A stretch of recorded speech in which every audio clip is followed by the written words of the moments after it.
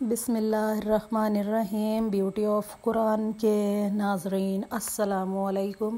حضرت محمد صلی اللہ علیہ وآلہ وسلم پر درود بھیجنا۔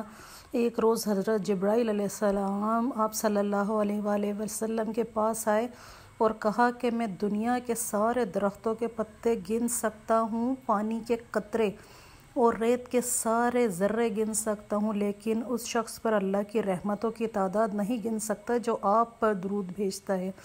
اللہ کے کچھ بندے ایسے بھی ہیں کہ اگر وہ اللہ کی قسم کھا لیں تو اللہ تعالیٰ خود ان کی قسم پوری کرتا ہے۔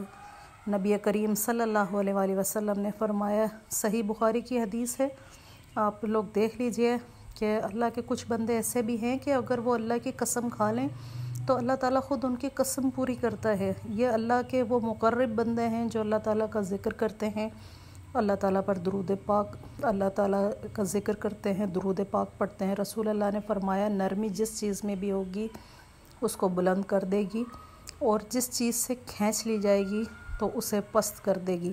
صحیح مسلم میں یہ حدیث ہے۔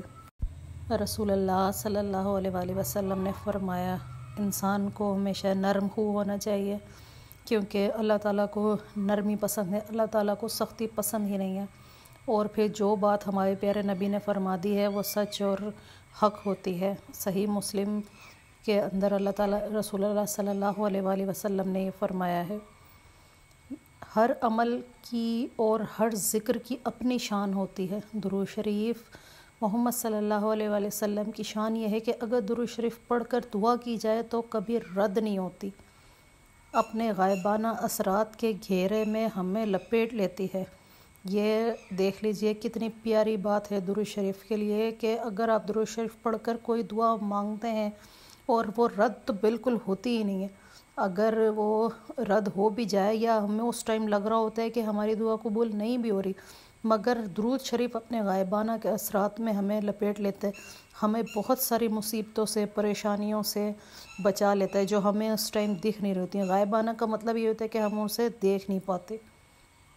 رسول اللہ نے فرمایا، اللہ تعالیٰ فرماتے ہیں، میرے ذکر کے لیے وقت نکالو، میں تمہارے کام میں برکت عطا کروں گا، ورنہ دنیاوی کاموں کی کثرت تم پر اس قدر مسلط کر دوں گا کہ تمہیں فرصت ہی نہ ہوگی اور سکون سے محروم رہو گے۔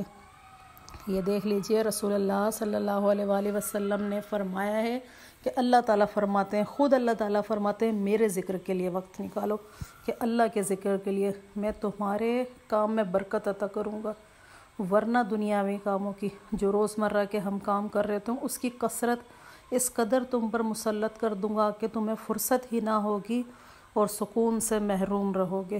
صحیح بخاری میں فرمایا ہے، شیطان انسان کے دل سے چپکا رہتا ہے، جب وہ دل سے اللہ کو یاد کرتا ہے تو شیطان پیچھے ہٹ جاتا ہے، اور جب وہ ذکر اللہ سے غافل ہوتا ہے تو شیطان اس کے دل میں وسوسے ڈالتا رہتا ہے۔ بے شک شیطان ہمارے جسم میں خون کی طرح دوڑتا ہے، کس وقت وار کرے انسان کو پتہ ہی نہیں چلتا۔ دیکھ لیجئے شیطان انسان کے دل سے چپکا رہتا ہے، جب وہ دل سے اللہ کو یاد کرتا ہے شیطان پیچھے ہٹ جاتا ہے، اور جب وہ ذکر اللہ سے غافل ہوتا ہے تو شیطان اس کے دل میں وسوسے ڈالتا رہتا ہے۔ بے شک وہ تو ہے ہی وسوسے ڈالنے کے لیے، اور اللہ کے سوا نہ تمہارا کوئی دوست ہے نہ کوئی مددگار ہے۔ سورہ بقرہ میں وَمَا لَكُم مِّن دُونِ اللَّهِ مِن وَلِيٍّ وَلَا نَصِيرٍ۔ نبی کریم نے فرمایا، کامل مومن وہ ہے جو خوش اخلاق ہو اور گھر والوں سے نرم سلوک کرنے والا ہو۔